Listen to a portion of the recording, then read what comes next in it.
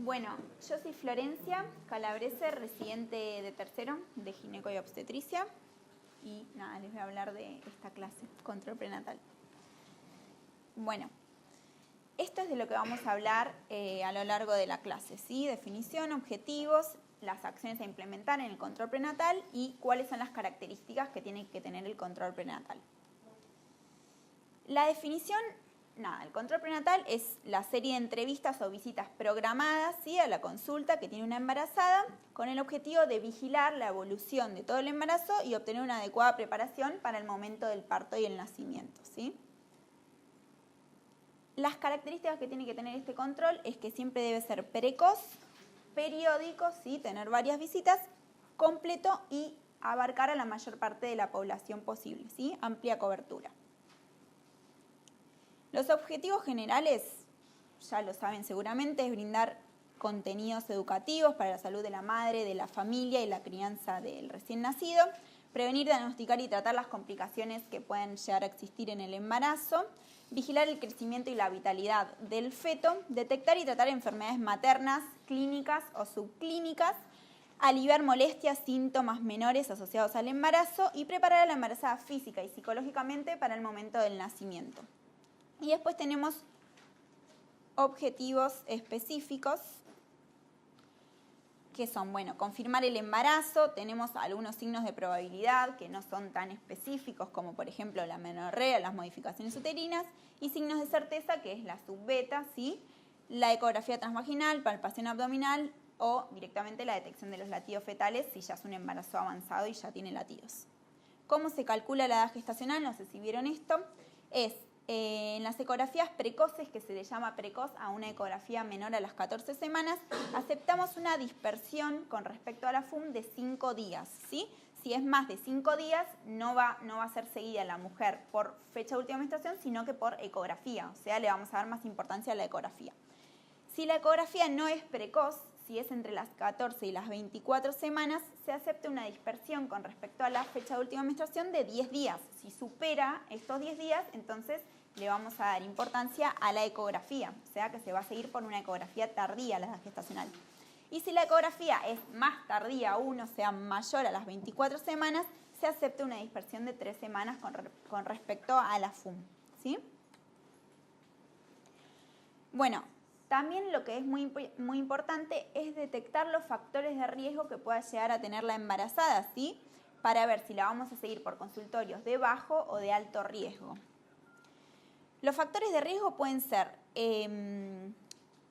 tener que ver con las condiciones sociodemográficas, por ejemplo, una edad de menos de 17 años o de más de 35 años, o sea, en los dos extremos de la edad reproductiva, desocupación ya sea personal y o familiar, analfabetismo, desnutrición, obesidad, dependencia del alcohol, drogas, abuso de fármacos cualquiera, tabaquismo o violencia que sufra la paciente en su casa.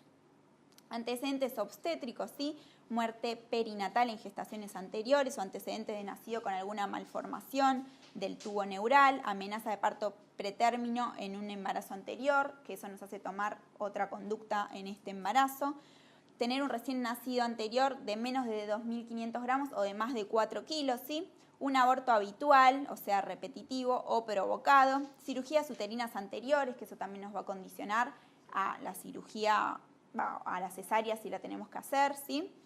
Hipertensión, diabetes gestacional en otro embarazo, que sea nulípara o multípara, intervalo intergenésico de menos de 2 años, ¿sí?, que nos va a condicionar a que no pueda tener un parto o que no se le puede inducir el parto por lo menos.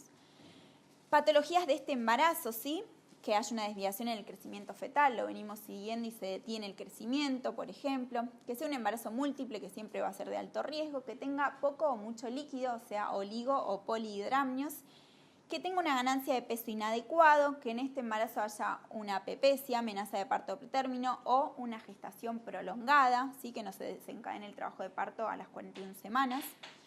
Preeclampsia, hemorragias durante la gestación, que pueden ser de la primera mitad o de la segunda mitad. Rotura prematura de membranas, diabetes, anemia o que sean patologías que la embarazada ya tenga previamente, como alguna infección, ¿sí? Tuberculosis, sífilis, parvovirus B19, herpes, HPV, hepatitis, chagas, toxos, ¿sí? O que sea de factor RH negativo, ¿sí? Que nos va a hacer tomar diferentes conductas durante el embarazo y posterior al embarazo. Ahora vamos a hablar igual algo cortito de esto porque después van a tener la clase. Bueno, siempre hay que evaluar el estado nutricional materno, ¿sí? Porque de eso depende la ganancia de peso. O sea, dependiendo de si la embarazada arranca el embarazo con un peso adecuado, ¿sí? O bajo, va a poder aumentar como máximo 12 kilos. O sea, de 6 a 12 kilos si la embarazada tiene un peso ideal o un peso bajo. Y si está en sobrepeso u obesidad, va a poder aumentar máximo 12, ¿sí? O sea, entre 8 y 16 kilos en total. Si tiene sobrepeso u obesidad, entre 8 y 12, y si tiene bajo o peso ideal, entre 12 y 16 kilos, ¿sí? Generalmente se calcula que en el primer trimestre no se aumenta mucho porque el feto crece más al final, ¿sí? Se aumenta 1 kilo en promedio, y en el segundo o tercer trimestre 1 kilo, pero por mes. Bueno, esto ya lo dijimos, vamos a tratar de prevenir y detectar precozmente las infecciones, ¿sí? Ya sean de transmisión vertical, infecciones del TGI, que es del tracto genital inferior, bucodentales, urinarias o tétanos neonatal. Las infecciones bucodentales, infecciones urinarias o ¿sí? Una vulvovaginitis, por ejemplo, una EPI, algo del tracto genital, es re importante hacer screening de eso porque puede desencadenar un parto prematuro, ¿sí? Vigilancia de la salud fetal, ya lo dijimos, y preparación para el parto y para la lactancia, o sea, charlar de eso en cada control prenatal, ¿sí? Preparar a la mujer psíquicamente y físicamente para el momento del parto y para que después sepa y tenga idea de la lactancia, ¿sí? Bueno, ¿y qué es lo que hacemos en el control prenatal? Obviamente la evaluación clínica obstétrica incluye la anamnesis en primer lugar, que es identificar a la paciente, ¿sí? Abrirle un carnet prenatal donde vamos a anotar todos sus antecedentes, tanto de embarazos anteriores como del embarazo actual, ¿sí? La condición socioeconómica, los antecedentes familiares, además de los personales y de los obstétricos. El examen físico va a incluir siempre medir y pesar a la paciente en cada consulta, controlarle la tensión arterial, diagnosticar la presentación fetal, ¿sí? Con las maniobras de Leopold, medir la altura uterina, constatar vitalidad fetal, que la madre lo escuche, es lo mejor, ¿sí? Para que se quede tranquila. Si tenemos un Sony lo hacemos con eso, si no, no pasa nada, lo hacemos con un Pinar.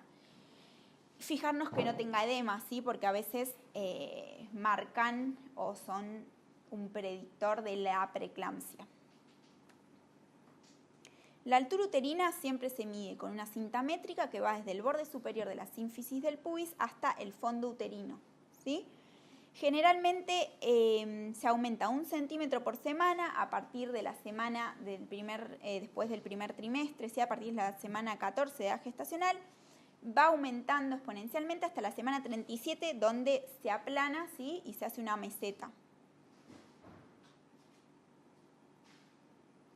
Las causas por las que se puede alterar la altura uterina son aumento, o sea, mayor altura uterina para la edad gestacional.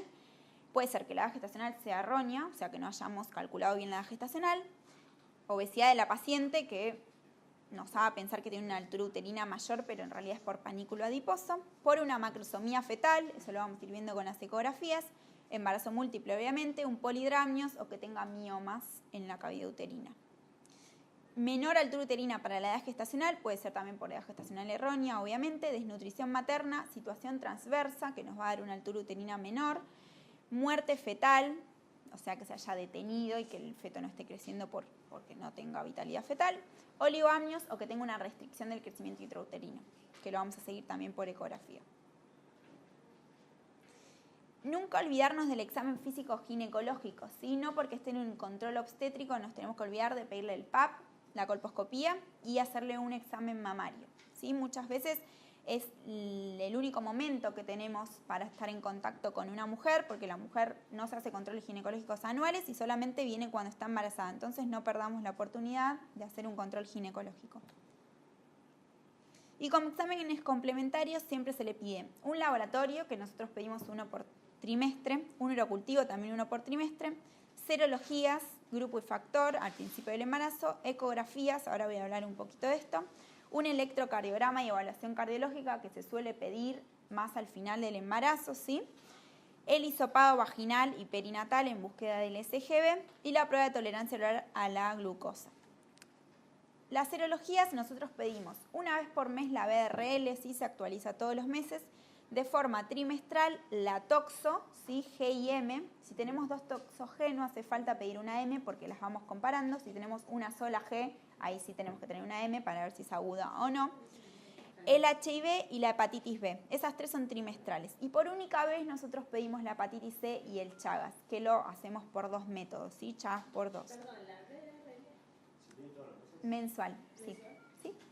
Siempre mensual. Siempre tratamos de que tenga una BRL del último mes, porque por ahí tenemos una BRL negativa, pero se infectó durante el embarazo. Entonces, esto sí lo controlamos todos los meses. Claro, la clase otra dijeron que era trimestral, solo que la última tenía que ser con menos de un mes de diferencia con respecto al parto. No, pero como vos no sabés en qué momento va a parir, nosotros la pedimos todos los meses. En el primer trimestre obviamente no la vas a pedir todos los meses, pero después de la mitad del embarazo la vamos actualizando. En el tercer trimestre sí tiene que haber 3. Sí, en el tercer trimestre seguro. Y después de la mitad del segundo trimestre, por si llega a parir antes, ¿sí? La actualizamos todos los meses. Cuando viene a la consulta siempre se lo pedimos todos los meses.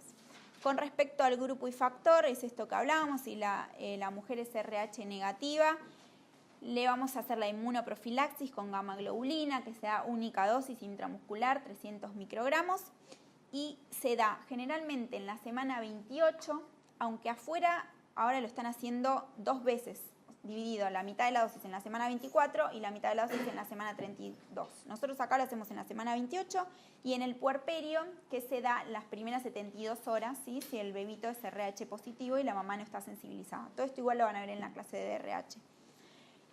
Pero en realidad tiene efecto hasta los 13 días, ¿sí?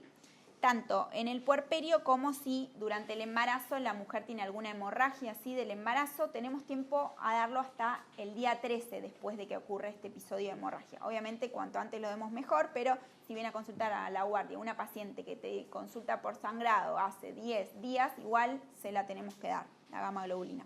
Entonces, en el puerperio dentro de las 72 horas mejor, en la hemorragia del embarazo, si tiene un trauma abdominal y si se hace algún procedimiento invasivo, ¿sí? Como la punción de las vellosidades coriales o la amniocentesis. También a las mujeres RH negativas se le hace la inmunoprofilaxis. Las ecografías siempre se piden al menos 3 en el embarazo, ¿sí? La primera es entre la semana 11 y 14, que lo que se hace es un screening, ¿sí? Para evaluar que el feto no tenga ninguna cromosopatía. Se llama TN, se mide el pliegue nucal y también se evalúa el hueso nasal, la tricúspide, ¿sí? Y el ductus venoso. Ahora hay algo que se llama la NT+, que a eso se le agrega un análisis químico, ¿sí? Un laboratorio de sangre que evalúa papa y sub-beta free, que eso como que le aumenta la especificidad y la sensibilidad. Y hay otro estudio que se manda la sangre de la mamá a estudiar para sacar el ADN fetal y descartar estas cromosopatías que te descarta la trisomía 21, 13, 18 y de algunos cromosomas sexuales como el Turner y el Klinefelter. O sea que esa ecografía es como una de las más importantes. A esto se le agrega hacer el Doppler de las arterias uterinas para evaluar el riesgo que pueda llegar a tener de preeclampsia y RCIU y poder hacer alguna profilaxis, ¿sí? Con aspirina. La segunda ecografía fundamental y casi la más importante del embarazo junto con la de la semana 11-14 se hace en la semana 18 a 24, pero mejor entre la 20 y la 22, que es la ecomorfológica que se llama, ¿sí? Es el scan fetal. Se ve cada parte del bebé y ayuda a complementar la ecografía de la 11-14, ¿sí? En esta ecografía también se agregó hacer un screening de las pacientes que tienen el cuello, el cervix acortado, o sea que se complementa además de con la ecografía obstétrica, sí, morfológica, con una ecografía transvaginal para medir el cervix uterino y poder hacer también alguna profilaxis con progesterona en el caso de que esté acortado. Y la tercera ecografía, que es a partir de las 30 semanas, ¿sí? 30-32 semanas, es para ver el crecimiento del bebé, ¿sí? Cómo viene creciendo el feto, el peso y el líquido. Mínimo esas 3 ecografías, después en el medio podemos pedir más, pero las más importantes son estas. La detección de diabetes gestacional, ¿sí?